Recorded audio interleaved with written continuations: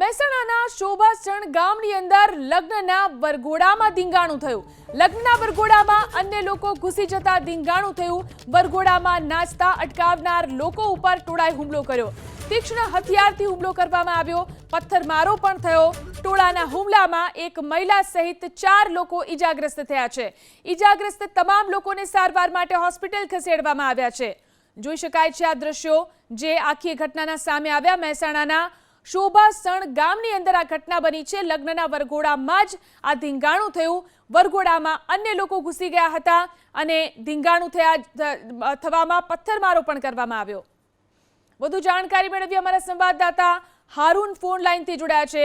જી હારૂન, શોભાસણ ગામમાં જે ઘટના બની છે, શું હતી આખી ઘટના અને શું કાર્યવાહી?